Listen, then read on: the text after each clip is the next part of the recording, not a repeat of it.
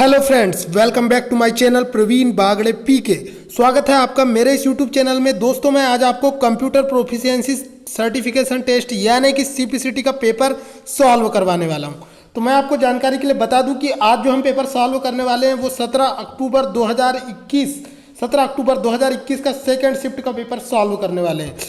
तो दोस्तों, मैं आपको जानकारी के लिए बता दूं कि इस चैनल पर मैं आपको सीपीसीटी की पूरी तैयारी करवाने वाला हूं। इसके अलावा कंप्यूटर से रिलेटेड जितनी भी एग्जाम्स होती है, जैसे कि अभी एमपी हाई कोर्ट वर्तमान समय में आई हुई है, इसके अलावा जो एमपीपीएससी है, यूपीएससी है, एसएससी है, रेलवे, बैंकिंग और अन्य पीईबी की एग्जाम्स जिनमें कंप्यूटर 10, 20, 30 नंबर का पूछा जाता है दोस्तों, और ग्रुप 4 की वैकेंसी भी आने वाली है। तो ऐसी जितनी भी आईटीआई टीओ जैसी एग्जाम्स है जिनमें कंप्यूटर का थ्योरी बहुत ही इंपॉर्टेंट होता है, उनके लिए मैं बहुत ही बेस्ट आपको इफिशिएंट वे में तैयारी करवाने के लिए ये चैनल पर वीडियोस डालने वाला हूं।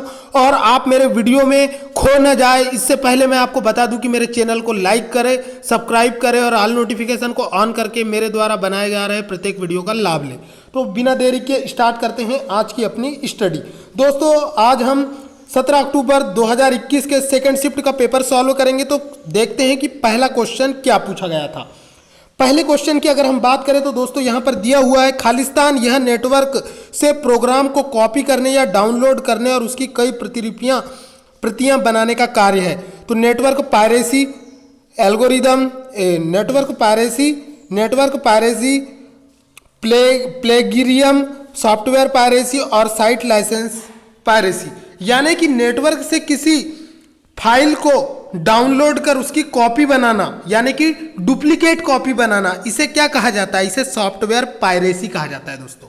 एक्चुअल में क्या होता है कि बहुत सारे ऐसे सॉफ्टवेयर डेवलपर होते हैं जिनके पास टैलेंट की कमी होती है, वो दूसरे के सॉफ्टवेयर को डाउनलोड करते हैं और उसमें अपना नाम चिपका देते हैं और उस सॉफ्टवेयर को मार्केट में लॉन्च कर देते हैं। तो ऐसे सॉफ्टवेयर पायरेटेड सॉफ्टवेयर होते हैं क्योंकि वो किसी की नकल करके बनाए हुए होते हैं। ऐसे सॉफ्टवेयर जो होते हैं ये सॉफ्टवेयर क्राइम के अंतर्गत आता है, इसे सॉफ्टवेयर पायरेसी कहा जाता है। इसके बाद में हम बात करेंगे क्वेश्चन नंबर सेकंड की। क्वेश्चन नंबर सेकंड में पूछा है दोस्तों, आप फाइल ट्रांसफर और संदेशों के आदान प्रदान के लिए इनमें से किसका इस्तेमाल करते हैं? वेब ब्राउजर का इस्तेमाल करते हैं, www का इस्तेमाल करते हैं, ईमेल या हाइपरटेक्स्ट? तो क्वेश्चन को एक बार फिर से पढ़ते हैं दोस्तों। What utility do you use to transfer files and exchange message? यानी कि फाइलों और संदेशों के आदान प्रदान के लिए आप किसका इस्तेमाल करते हैं? तो उसके लिए आप ईमेल का इस्तेमाल करते हैं, जिसका पूरा नाम इलेक्ट्रॉनिक मेल होता है। इसके आविष्कारक रे टॉमलिंसन थे। आगे बढ़ते हैं दोस्तों, क्वेश्चन नंबर 3 पर जाएंगे। क्वेश्चन नंबर 3 आपके सामने डिस्प्ले हो रहा है। एमएस एक्सेल में मौजूद किसी सूत्र के परिणाम किसी कक्ष सेल में पूरी तरह प्रदर्शित नहीं किए जाते हैं तो यह किस प्रकार की एरर प्रदर्शित करता है? तो यह हैश टाइप की एरर प्रदर्शित करता है दोस्तों। इसे लेंथ एरर कहा जाता है, इसे लेंथ एरर कहा जाता है। मैं आपको जानकारी के लिए बता दूं कि एमएस एक्सेल में जो सेल होती है उसका साइज जो है वो डेफिनिट होता है। अगर आपने 10-10 लिखा है और तीसरी सेल का भी साइज उतना ही है तो वहां पर 100 नंबर जो है वो डिस्प्ले नहीं हो पाएगा, इसकी जगह हैश डिस्प्ले होगा। इसे लेंथ एरर कहते हैं। इसे रिमूव करने के लिए आप जो है सेल की चौड़ाई को बढ़ा देते हैं और लेंथ एरर जो है रिमूव हो जाती है। आगे बढ़ते हैं, क्वेश्चन नंबर 4 पर जाएंगे। क्वेश्चन नंबर 4 में पूछा है दोस्तों, विभिन्न प्रकार के लिखित दस्तावेज बनाने में मदद करता है, जैसे कि व्यक्तिगत पत्र, फॉर्म पत्र, ब्रोशर, फैक्स, यहां तक कि पेशेवर मैनुअल भी। तो कौन सा software? Word processor, graphics editor, database या स्प्रेडशीट? तो मैंने आपको एमएस वर्ड में पढ़ाया है दोस्तों, और नहीं भी पढ़ाया है तो आप कमेंट कीजिए, मैं एमएस वर्ड का अलग से लेक्चर बना दूंगा। वर्ड प्रोसेसर एक वर्ड प्रोसेसिंग सॉफ्टवेयर होता है जो आपको क्या बनाने में मदद करता है? लिखित दस्तावेज, जैसे कि व्यक्तिगत पत्र, फॉर्म पत्र, ब्रोशर, फैक्स। आगे बढ़ते हैं, क्वेश्चन नंबर 5 पर जाएंगे। क्वेश्चन नंबर 5 में पूछा है दोस्तों, 1 MB किसके बराबर होता है? 100 GB के बराबर होता है, 1 बिलियन बाइट के बराबर होता है, या 1024 KB के बराबर होता है, या 1000 बाइट के?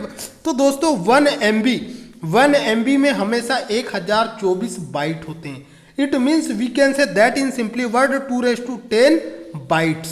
ओके दोस्तों, आगे बढ़ते हैं, क्वेश्चन नंबर 6 पर जाएंगे।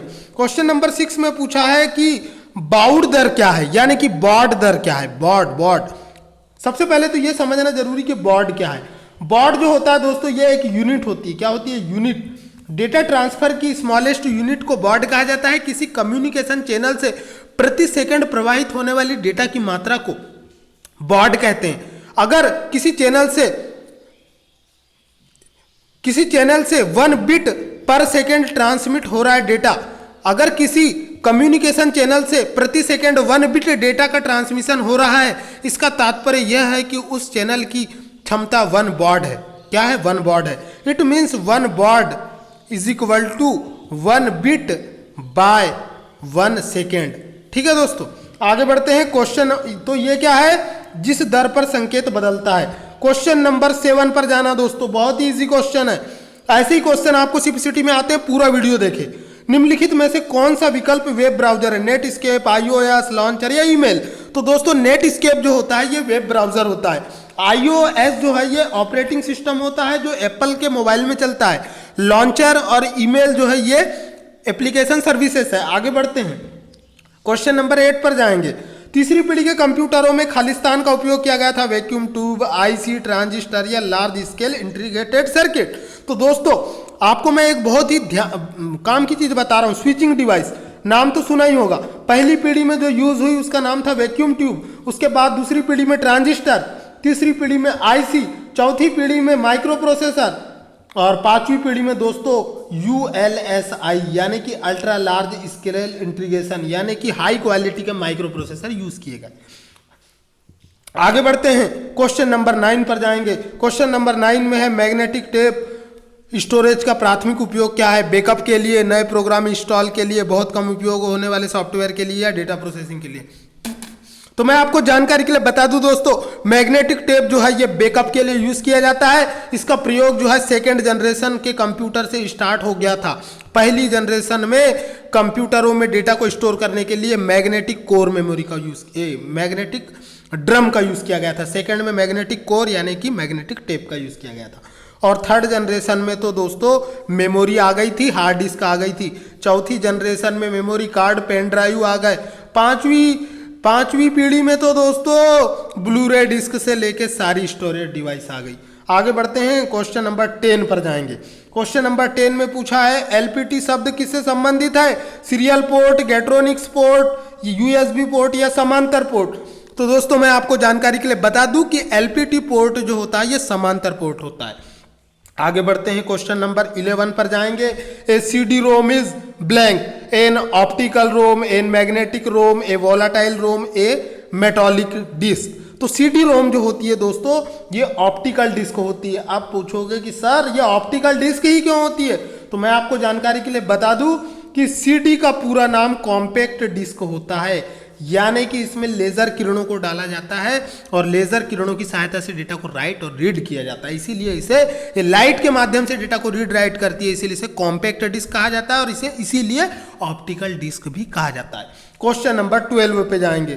क्वेश्चन नंबर 12 में पूछा है दोस्तों एमएस वर्ड 2010 में किस रिबन टैब पर हेडर या फूटर डालने की कमांड है? तो इसको इंग्लिश में पढ़ो दोस्तों। The command to insert a header और footer is located on which ribbon tab in MS Word 2010? तो जिस भी सेंटेंस में या क्वेश्चन में इंसर्ट आया तो समझ जाना कि उसमें इंसर्ट टैब का प्रयोग होगा। इस बात को गाढ़ बांध लो दोस्तों। इसके अलावा एमएस वर्ड में आप पिक्चर डालो, ग्राफिक आर्ट डालो, क्लिप आर्ट डालो, सिंबल डालो, हेडर डालो, फूटर डालो, पेज ब्रेक डालो, कुछ भी डालो, इंसर्ट जब करोगे तो इंसर्ट टैब का ही उपयोग करोगे।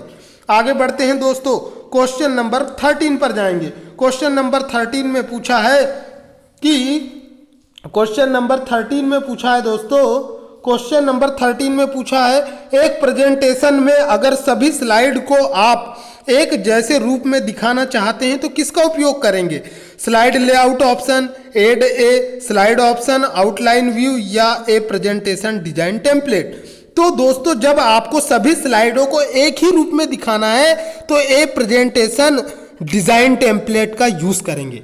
आगे बढ़ते हैं दोस्तों, क्वेश्चन नंबर 14 पर जाएंगे। क्वेश्चन नंबर 14 में पूछा है इनपुट, आउटपुट और प्रोसेसिंग डिवाइस एक साथ मिलकर क्या प्रदर्शित करते हैं? Mobile device, information processing cycle, circuit board या कंप्यूटर सिस्टम? तो दोस्तों एक कंप्यूटर सिस्टम में जो है इनपुट आउटपुट और प्रोसेसिंग डिवाइस मिलकर बनी होती है, और प्रोसेसिंग डिवाइस का मतलब होता है सीपीयू, जिसे कंप्यूटर का दिमाग कहा जाता है, जिसे हम क्या कहते हैं, ब्रेन ऑफ कंप्यूटर। आगे बढ़ते हैं, क्वेश्चन नंबर 15 पर जाएंगे। क्वेश्चन नंबर 15 में पूछा है स्क्वाइप में खालिस्तान का उपयोग तत्कालिक संदेशन में किसी शब्द को इटैलिक बनाने के लिए किया जाता है।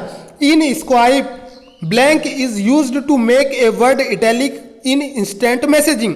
तो इसके लिए आप अंडर स्कोर के सिंबल का यूज करते हैं, ऐसे डैश का जो नीचे में होता है। ठीक है दोस्तों, आगे बढ़ते हैं। क्वेश्चन नंबर 16 पर जाएंगे। क्वेश्चन नंबर 16 में पूछा है कौन सा ऑपरेटिंग सिस्टम एक मद को फाइल के रूप में नहीं मानता, यानी कि which operating system does not treat everything as a file. ऐसा ऑपरेटिंग सिस्टम विंडोज होता है, लाइनेक्स होता है, यूनिक्स होता है, जावा होता है। तो ऐसा ऑपरेटिंग सिस्टम जो होता है दोस्तों विंडोज होता है, और विश्व के 90% कंप्यूटर पर यह ऑपरेटिंग सिस्टम चलता है, जिसके संस्थापक विंडोज ऑपरेटिंग सिस्टम को माइक्रोसॉफ्ट कंपनी ने बनाया है, जिसके संस्थापक बिल गेट्स और पॉल एलन है।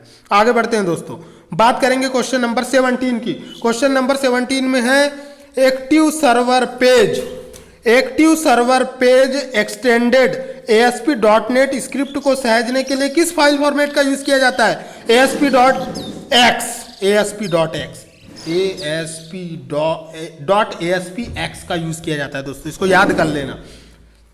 आप लोगों ने अगर वेब डिजाइनिंग पढ़ी होगी तो आपको इसका बन जाएगा, अगर आप लोगों ने नहीं पढ़ी होगी तो कमेंट करें, मैं आपको पढ़ा दूंगा। आगे बढ़ते हैं, क्वेश्चन नंबर 19 पर जाते हैं।